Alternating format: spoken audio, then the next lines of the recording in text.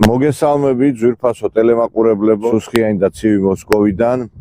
დაახლოებით იგივე ტექსტით გამცნეთ ჩვენ გახსოვთ ალბათ გასულ კვირას, რომ ტელეკომპანიას სეზონი იხურებოდა, ბევრის სიხარულის ყიჟინაც ვნახე, ბევრის დამწუხრებაც.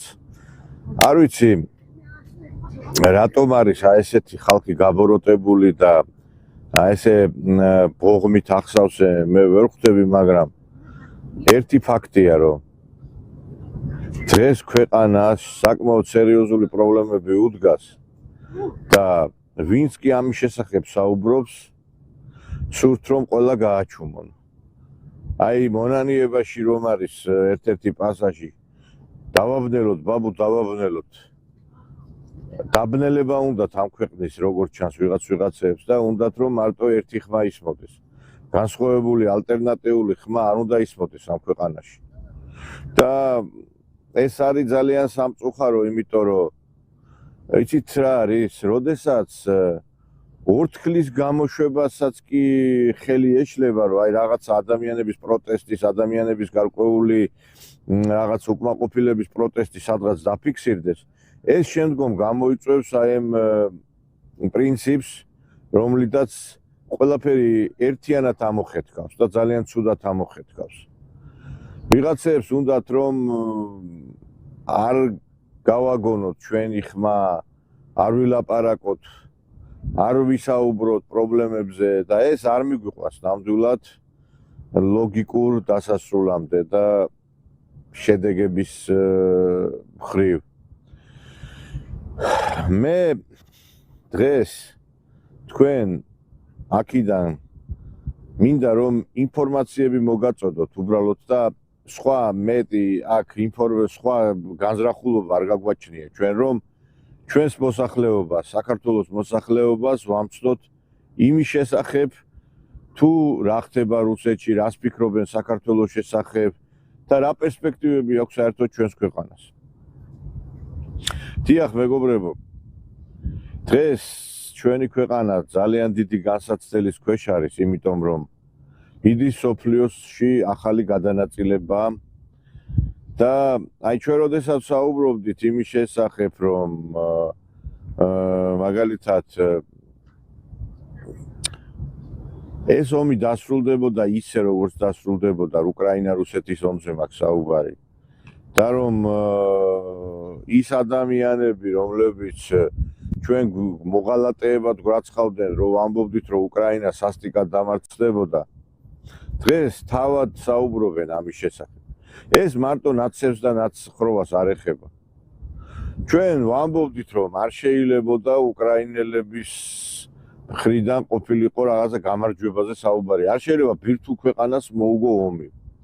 და დღეს ყველა ამაზე საუბრობს, სამთავრობო მედიაც, თვითონ რაღაც გარკვეული სახის ექსპერტები, რომლებსაც რაღაც ექსპერტები რო დაარქვა ცოტა რთულია.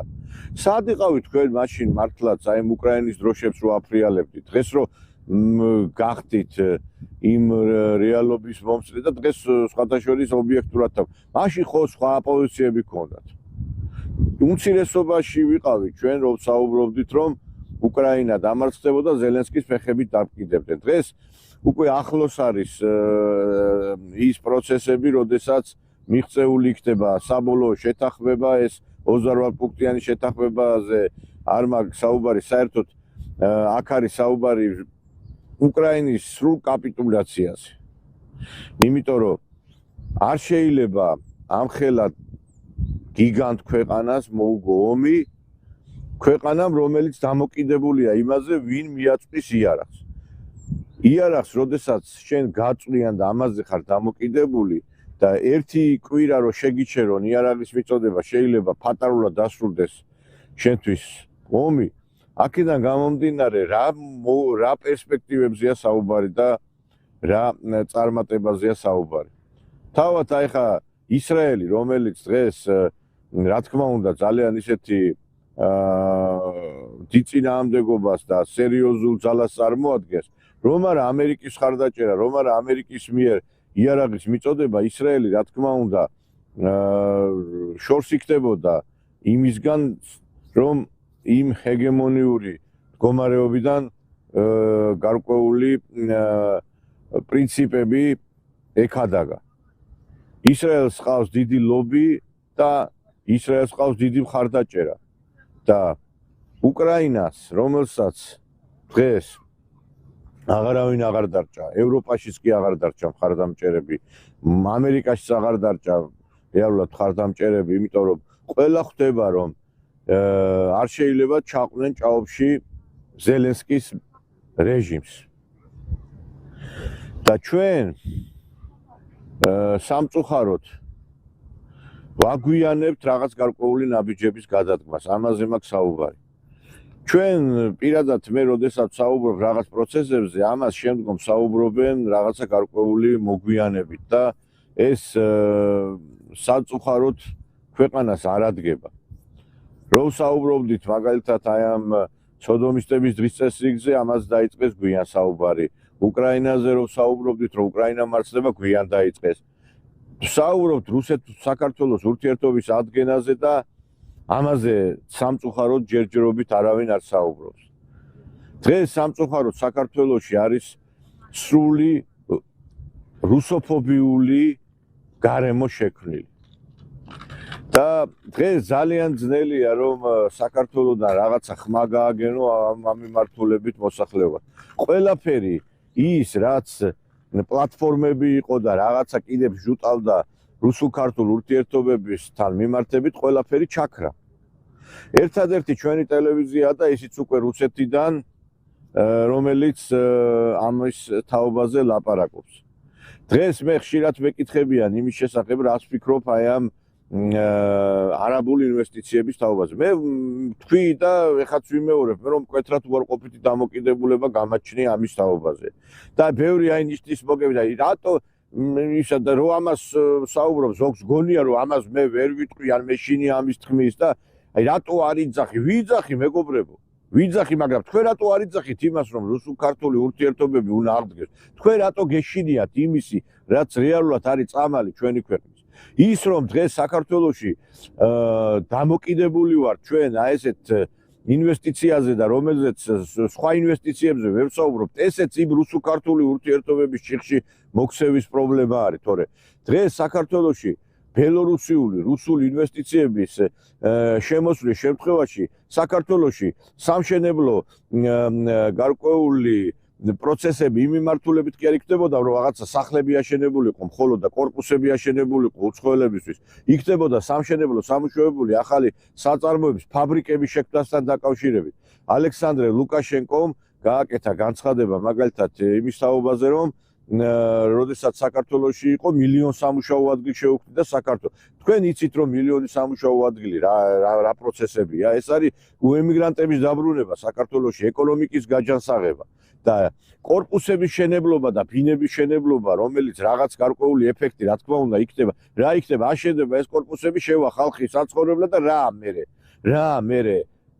რა ამითი გზელვადიან პერსპექტივაში რა მოგებას ნახულობთ ჩვენ?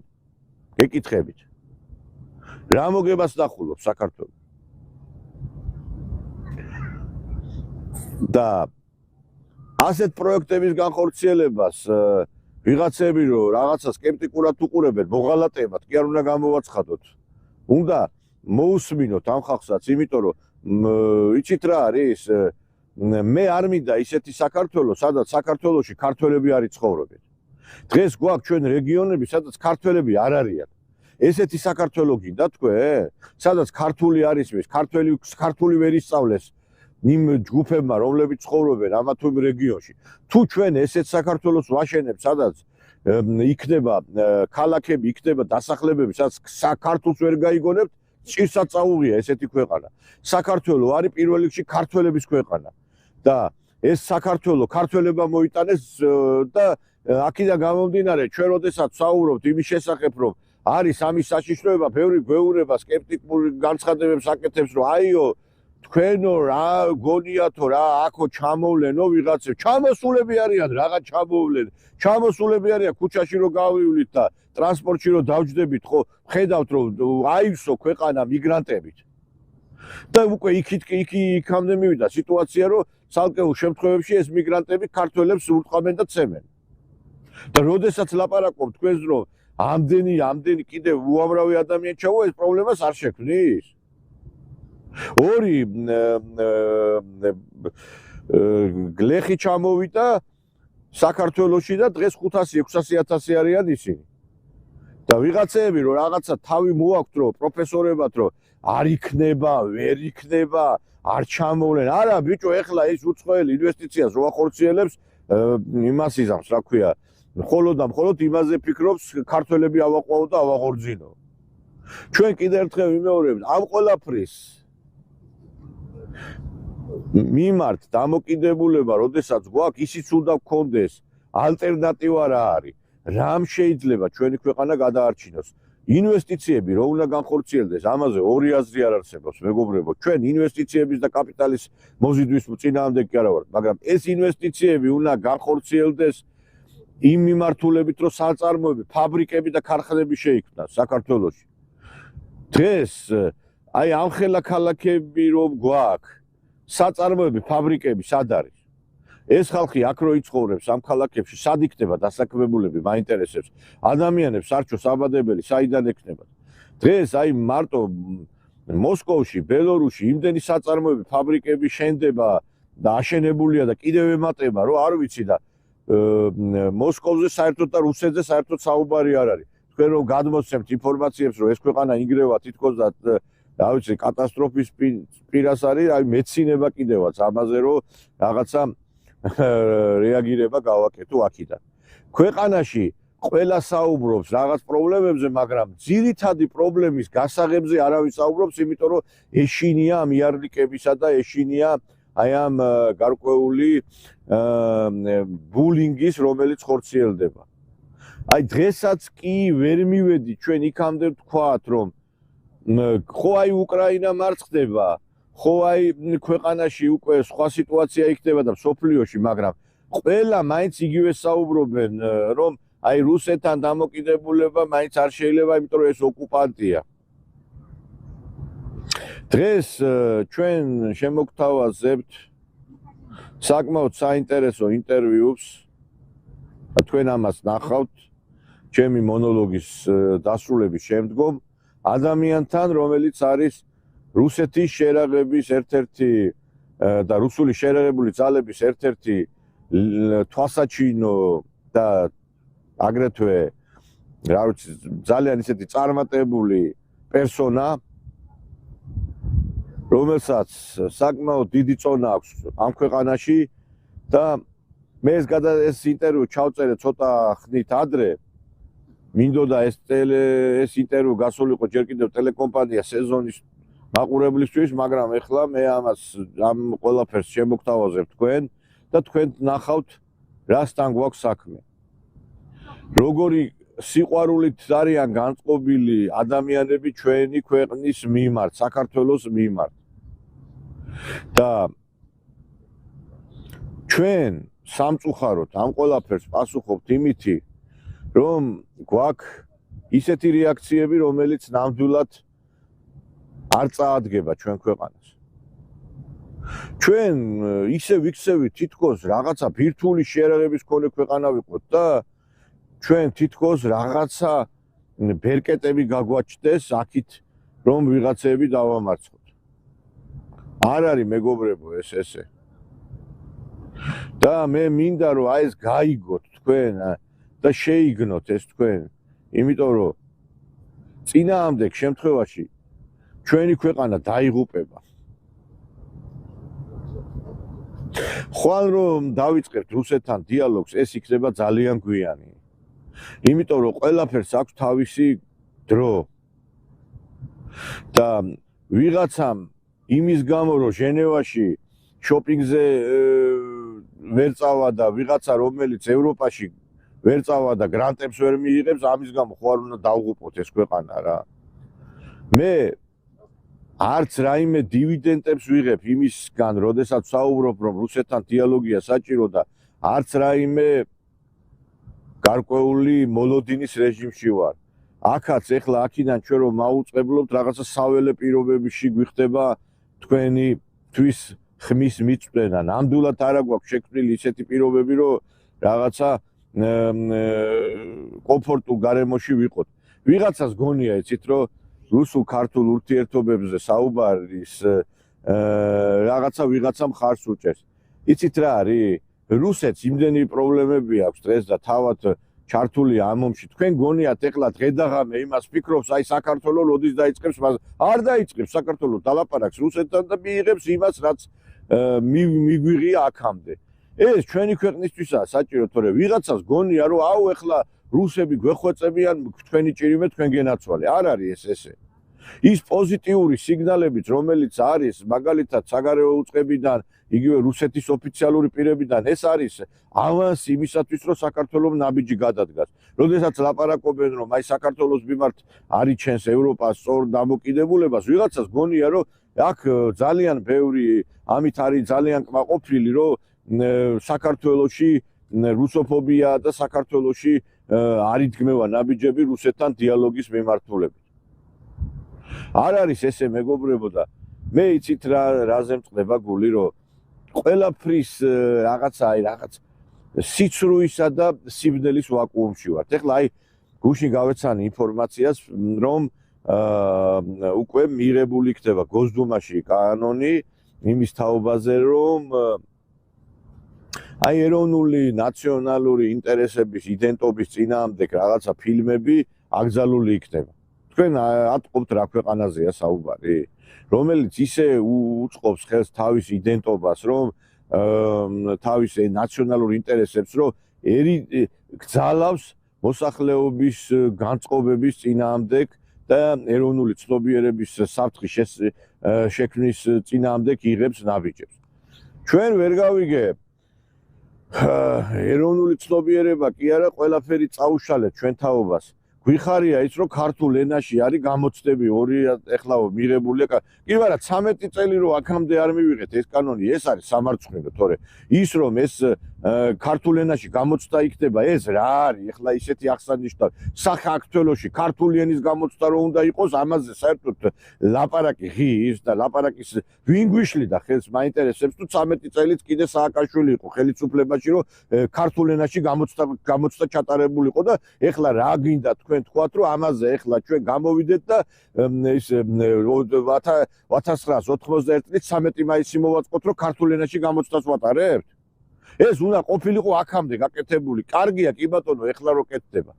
ანდაც ის რომ შენი ქვეყნის ტერიტორიული მთლიანობის აღდგენისათვის რომ უნდა დაელაპარაკო რუსეთს, ამაზე ორი აზრი არსებობს. რამეს ახალს ვიძახით თქვენ ვიღაცა, თქვენ ხო არ გონიათ ეხლა მე რაღაცა ისეთ განსაკუთრებულს ვიძახით, მაგრამ საზოგადოებაში რო არის შექმნილია ისეთი აზრი, რომ თითქოს ესე იგი ამაზე საუბარი არის დამღუპელი ჩვენი ქვეყნისათვის და ეს რაღაცა მტრის წისქვილზე და ეს არის ყველაზე უფრო გულდასაწყვეტი.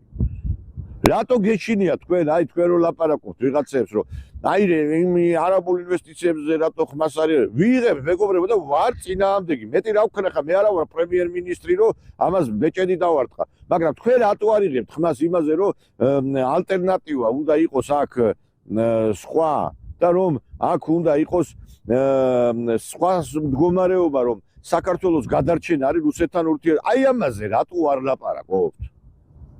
გეკითხებით. რატო გეშინიათ ამაზე ლაპარაკის? და მე ვატყობ, რომ ეშინია იმ ხალხმაც, რომლებმაც ამაზე დაიწყეს საუბარი, მე გაჩერდნენ. ძალიან მძიმეა მესმის მე თქვენი. მე აქ ეხლა ვიღაც ჩემთვისაც მე როდესაც საქართველოში ვიყავი, ამაზე რომ ლაპარაკობდი, ვიცი რომ პრობლემები მექნებოდა, მაგრამ ამის თაობაზე, მაგრამ ვამბობდი ამას. და აქ მე იმიტომ ვიმყოფები, რომ გავაგრძელო ის, რასაც ვიძახდი. და თქვენც მოგიწოდებთ, რომ ვისაუბროთ ამის შესახებ. ვისაუბროთ ამის შესახებ, თორე ხვალ გვიან იქნება. იმიტომ რომ ჩვენ კიდევ ერთხელ ვიმეორებ, გველოდებიან, მაგრამ როდესაც ეს ომი დასრულდება საბოლოოდ, მერე უკვე ჩვენ მოგვიწევს უკვე სხვა რანგში დიალოგის გამართვა.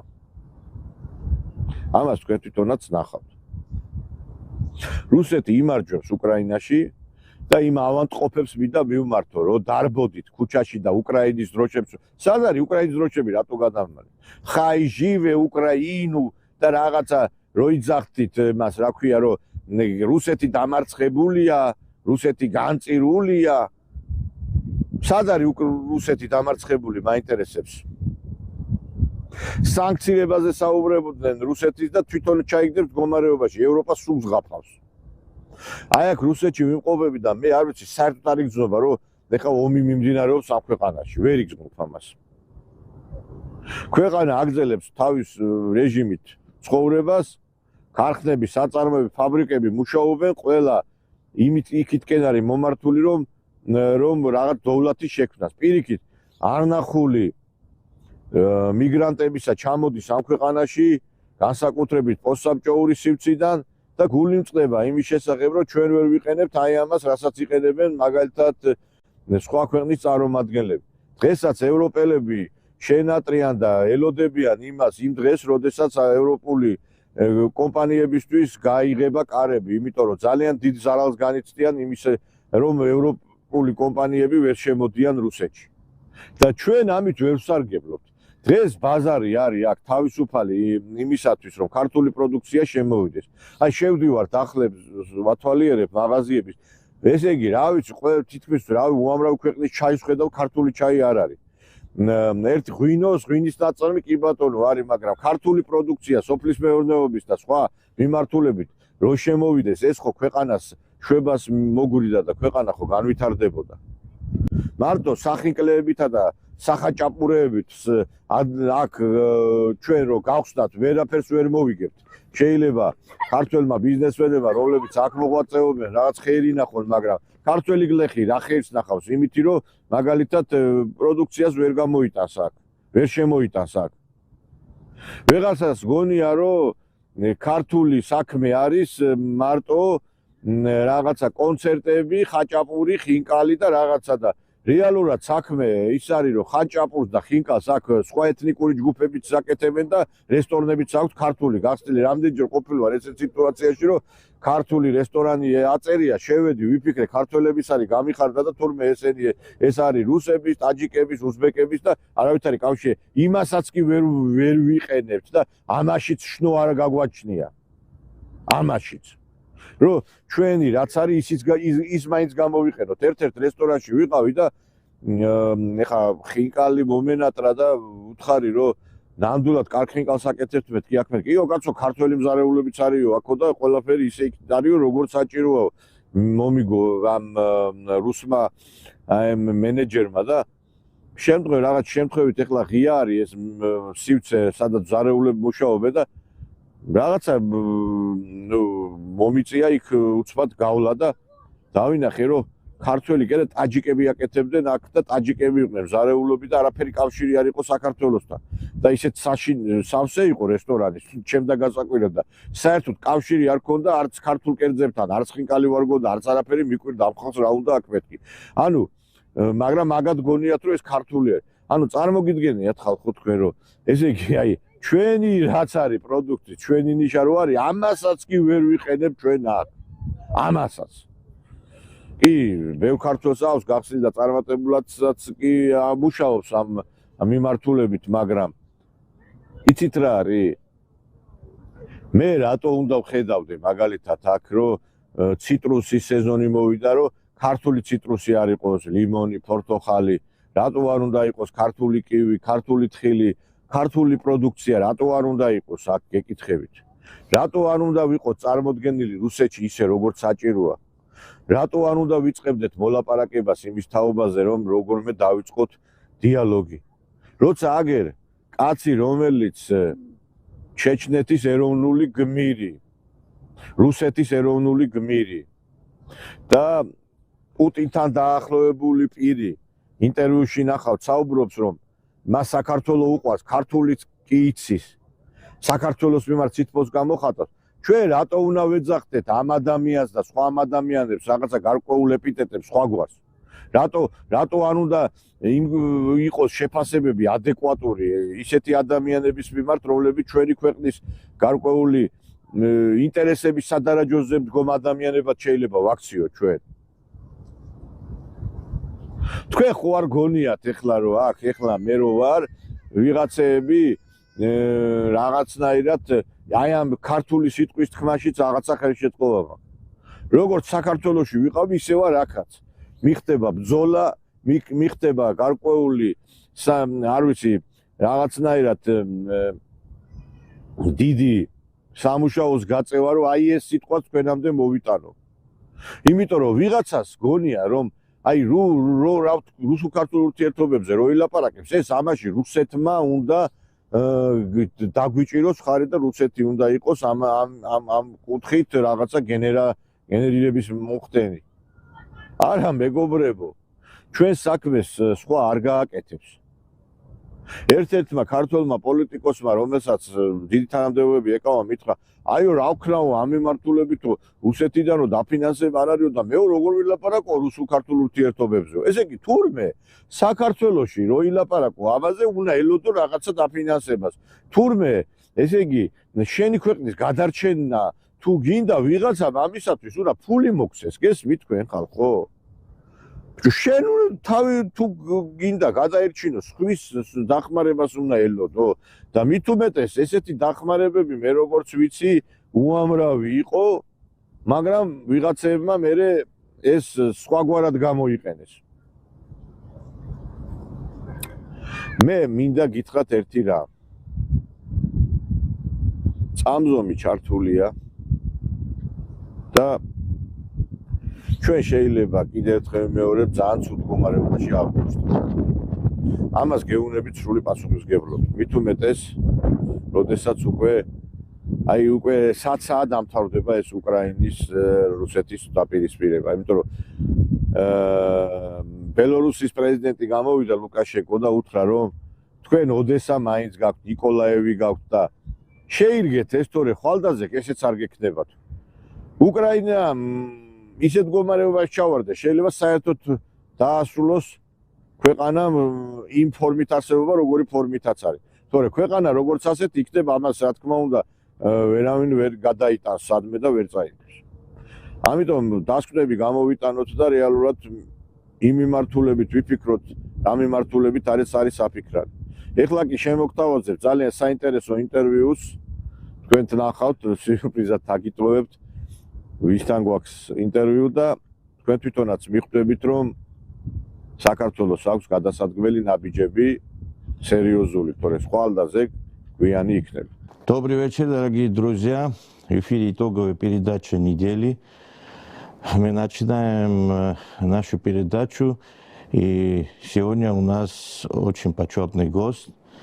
Абди Аронович Алаудинов, генерал-лейтенант, герой Чечни, герой России, герой Донецкой Республики, заместитель начальника Главного военно-политического управления Вооруженных сил Российской Федерации. Для нас большой честь, Абди Аронович, ваше присутствие на нашем канале. Спасибо. Впервые грузинский зритель увидит вас. И хотелось бы с вами побеседовать и о войне, которая продолжается уже несколько лет. Вы активно участвуете в этом войне, и благодаря вам освобождаются села, города. И грузинский народ поддерживает Российскую Федерацию в этом войне. Какие прогнозы вы наблюдаете и противника, его состояние? Как долго продолжится эта война? Ну, я скажу, Гамарджобат Генацвали, начну с этого. Да. Скажу так, сегодня и грузины тоже, как наша одна общая история, народ, который находился в составе с 1640 года, значит, очень тесно переплетенный с российским государством, который столетиями жил именно той поддержкой, которую оказывал грузинскому государству нынешнему именно российский, русский народ. Конечно, он и должен быть с нами заодно и на одной стороне. Потому что грузины — это действительно исторически очень близкие нам люди. Но если говорить о нас, чеченцах, я всегда это говорю, грузины, чеченцы — это народы, у которых один общий отец. У нас общий предок наш Таргамос. Поэтому хочу сказать, что я очень уважаю грузинский народ, у меня очень много друзей грузин. Я когда-то в совершенстве говорил на грузинском языке. Да, у меня в молодости были очень близкие друзья, грузины, с которыми я все время, как говорится, дружил, и я в совершенстве говорил на грузинском языке. Сейчас, к сожалению, практики нету, уже потихоньку начал забывать, но все равно в то же самое время само уважение к грузинскому народу, оно сохранено, и я, конечно, уважаю грузин как тех людей, которые очень для нас близки, и исторически, и генетически. Теперь, если мы говорим про войну, которая идет сегодня на Украине, наши братья-грузины должны понимать, что мы не воюем против украинского народа. Через украинцев ведется прокси-война против России именно блоком НАТО. И если бы этот блок НАТО остановился, то мы можем считать, что эта война тоже бы остановилась. Поэтому война, это, я так полагаю, она при любом раскладе будет идти до тех пор, пока мы не достигнем своих стратегических целей и задач, либо будут пытаться нас привести к поражению, чего, в принципе, мы не готовы дать нашим врагам, оппонентам, которые находятся на той стороне. И мы должны еще что понимать. Многие люди видят только то, что находится на поверхности. Против нас эта война ведется, потому что мы являемся одним из самых богатых государств. Буквально несколько лет назад, еще до того, как началось это СВО, если вы помните, Хиллари Клинтон сказала такие слова: 40% питьевой воды – это озеро Байкал. И если россияне думают, что это их достояние, они ошибаются. Это достояние всего человечества, сказала Хиллари Клинтон. То есть заявление такого характера в отношении ресурса суверенного государства уже говорит о том, что с нами воюют для того, чтобы нас развалить и питаться ресурсами, которые есть у нашего государства. Нефть, газ, вода, лес, то есть то, чего уже во всем мире не хватает. И вот против нас воюют Deep State, в который входят и американские олигархи, и европейские олигархи, которые находятся над этими государствами. Эта война против нас развернута именно для того, чтобы нас развалить как государство и завладеть нашими ресурсами. Вот и вопрос, когда завершится это СВО? Только в том случае, когда один из нас добьется своих стратегических целей и задач. В принципе, мы готовы добиться своих целей и задач при любом раскладе, и мы готовы идти до конца. Наш враг должен это услышать. Сегодня у России есть такое вооружение, которого нету ни у кого в мире. И те западные вооружения, авианосные эскадры, которые есть у Америки, они уже являются металлоломом, потому что у нас такое вооружение, которое это все переводит в ранг металлолома. Сегодня у нас есть такое вооружение, которое может нанести поражение по любой точке мира.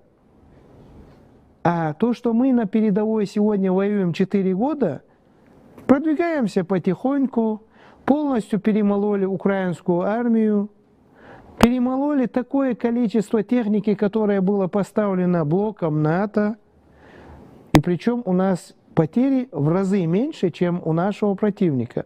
Я считаю, что это очень даже хорошая ситуация, когда мы можем такими малыми потерями нанести поражение армии, которая финансируется и оснащается блоком НАТО. Вот и ответ. Будем идти до победного конца. НАТО воюет сейчас и против России, и всех бывших советских республик, они использовали Саакашвили, чтобы нанести удар России. Потом они попытались использовать Зеленского. И как в 1941-1945 году Советский Союз остановил из Европы фашизм, сейчас тоже такова ситуация.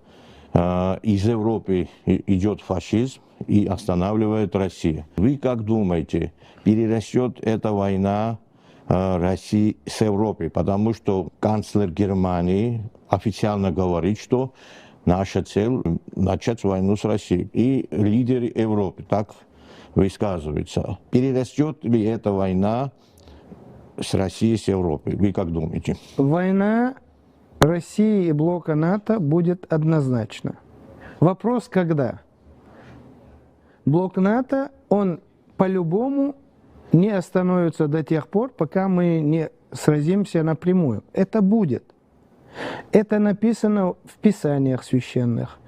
Мы знаем, что из этих священных писаний у нас будут события, когда мы схлестнемся чуть ли не всем миром.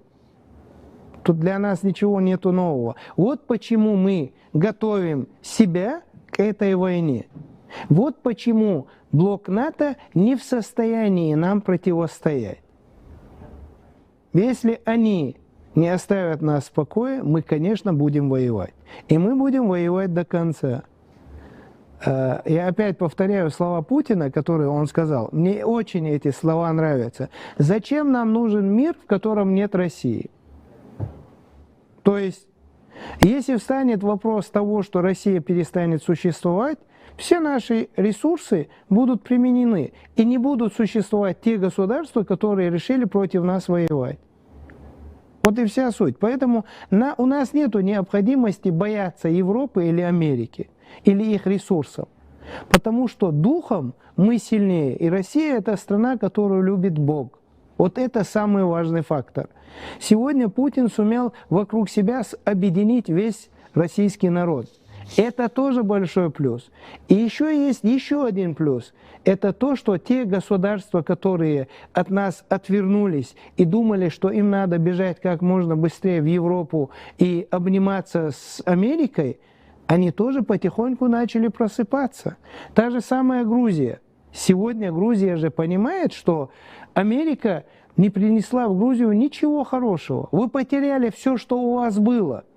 Вы потеряли это все.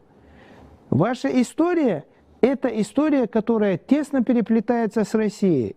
Ваша экономика, она тесно переплеталась с экономикой России. И, конечно, Грузии было бы хорошо, если бы наши взаимоотношения были бы обратно на том уровне, которые раньше и были. Почему? Потому что таким образом Грузия могла бы поднять свою экономику. Точно так же и другие государства. Посмотрите, что в мире происходит. Во многих государствах уже начинают приходить к власти люди, которые говорят, мы не будем помогать никому, мы не будем воевать против России. Это уже потихоньку этот мир начал осознавать, что нельзя подводить свои страны к тому пределу, где мы можем уже схлестнуться в открытую, где будет применено уже и ядерное вооружение по отношению друг к другу. Потому что как только эти государства решат вторгнуться на территорию наших интересов, они получат уже в ответ всем, что у нас есть. Вот и вопрос. Хотят ли жители этих государств воевать с нами? Могут ли они это делать? Нет. У них нет опыта, они не готовы к этому психологически, они не готовы к этому и экономически. Мы же, я это каждый раз повторяю, если надо, готовы пить лужи и есть траву, но мы будем идти до тех пор, пока мы не победим. И мы это уже доказали. Мы помним с вами, как Барак Обама еще в 2020 каком он году говорил, что экономика России порвана в клочья. Потом об этом же говорил Байден, потом об этом же говорил Трамп. Ну и что, и где экономика России порвана в клочья? Подождите, это у кого же плохо? У тех, кто отрезался от нашего газа, от нашей нефти? Кто потерял наши дешевые ресурсы? У них лучше или у нас, у кого это все есть? Оно все наше. Ответы надо искать у себя этим людям. Каково у них сейчас стало жить, каковы их улицы, в какой ситуации находится их экономика, тысячи и тысячи заводов, которые когда-то были великими, в которых трудились сотни тысяч людей. По всему, как говорится, европейскому простору они закрылись. Почему? Потому что нету дешевых энергоресурсов, некуда продавать свою продукцию, полностью порваны все связи. Вот тебе и ответ. Они навредили себе, пытаясь навредить России. Смело могу сказать, что вы блестящий военный деятель и блестящий политический деятель тоже. Потому что ваши заявления о нынешней ситуации мира, это очень интересно. Вы сейчас сказали о Грузии. Европейские лидеры уже обвиняют нас, что мы нормальные отношения имеем с Россией, безвизовый режим, летают самолеты и хотят свергнуть законную власть Грузии. Потому что у нас хотят нормальных... Здравствуйте. Здравствуйте. На этот вопрос можно я отвечу? Вот наши предки, например, туда пришли без визы. Никакой визы у них не было. Пришли, поставили флаг на Рейхстаг и ушли. Вот тебе ответ. Вот эта книга я вот передаю, тебе подарят. Да, вот. Войско Иисуса в битве против войска Антихриста, Даджаля. Как вы думаете, не пришло ли время создать какую-то антифашистскую коалицию, где будут входить бывшие советские республики, которые были бок за боком в то время, когда фашизм начал свои действия против русского народа? Ну, смотрите, на это не надо смотреть именно с такой позиции. Вам надо смотреть на это, знаете, какими глазами? Сегодня маленький процент купленных Америкой и взросленных Америкой людей на американские деньги у вас проводят митинги, пытаются свергнуть вашу власть. Об этом я говорю. Самая простая вещь. Не пришло ли время грузинскому народу вернуться обратно к России, к тем отношениям, которые у нас были? Вот как надо ставить вопрос. Россия находится там же, где она находилась раньше, когда, убегая от османского халифата, от турок, Грузия попросилась в лоно России. 1640 год, Георгиевский трактат. Это же не Россия завоевала Грузию, а Грузия пришла к России и попросила спасти ее от турков. Вопрос. Куда делась генетическая память грузин, которые остались грузинами и государством благодаря Российской Федерации, то есть в то время России? Грузия всегда сбилась с Россией. Нет, я что хочу сказать. Сегодня наступило время, когда грузины должны вспомнить это все и сказать: русские, мы с вами были всегда, мы с вами являемся такими же православными, как вы, и мы будем с вами стоять вместе. В этом случае Грузия выиграет. Конечно, если Грузия не согласится сегодня и не примет такого ряда действий, поверьте мне, рано или поздно все равно Грузию раскачают, снесут ту власть, которая сегодня действительно является прогрузинской, она не пророссийская, она прогрузинская власть. Власть, которая хочет, чтобы грузинам было хорошо. И поставят власть, которая будет делать все для того, чтобы было хорошо американцам и европейцам, и Deep State, который стоит за ними, но не грузинам. Как вы себе представляете, буквально 20-30 лет назад, чтобы грузины проводили гей-парады? Как вы себе это представляете? Грузины и гей-парады, где они находятся, на каких полюсах? Что произошло с грузинами? 30 лет. Деньги, вытаскивались люди, они там готовились, оттуда отправлялись агенты влияния. Изнутри, как говорится, это население разлагали, и получилось, что сегодня они сделали такую прослойку населения, которая готова идти за их ценностями. Ну теперь вопрос. Грузины, ваше генетическое «я» С кем оно? С европейским ЛГБТ? Или все-таки с русским православием? Где оно? Ваше генетическое «я» находится там же, где находится русское православие. Это ваша общая вера, это ваша общая история. Давайте просыпайтесь. Мы грузин любили, любим и будем любить. Почему? Потому что у нас общая история, где мы исторически всегда являлись братьями. Вы для нас не были посторонними и при Саакашвили. Мы никогда не враждовали с грузинами как с народом. Мы до сих пор храним любовь и наше взаимное уважение друг к другу. Потому что власти, руководство стран приходят и уходят, а народы, им деваться друг от друга некуда. Мы как жили исторически с соседями, так мы и будем дальше жить. Вот она вся правда.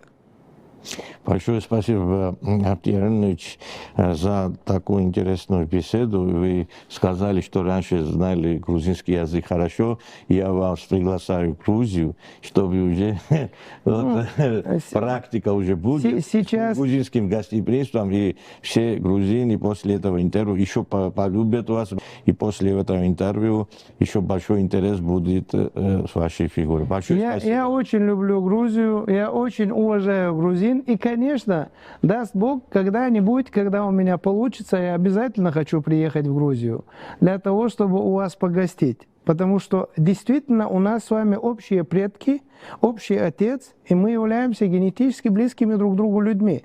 Поэтому, даст Бог, и так будет, что мы будем опять ездить друг к другу в гости. Конечно. Ведь раньше как? Чеченцы и грузины жили как? Грузины приходили здесь, гостили, эти уходили там, гостили. Пока они находятся в гостях, если у чеченца рождается сын, он называл его именем того своего брата, грузина, который находится у него в гостях. Эти приходили туда, там рождался сын, называли именем своего гостя, брата, который пришел туда в гости. Мы вот так жили, это наша история.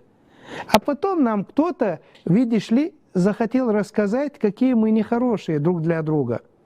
Теперь вопрос. Мы такие дети, чтобы поверить им? Или все-таки мы вернемся к традициям и обычаям наших предков? Конечно, мы вернемся к нашим корням. И у нас все будет хорошо. Большое спасибо. Спасибо. Большое спасибо.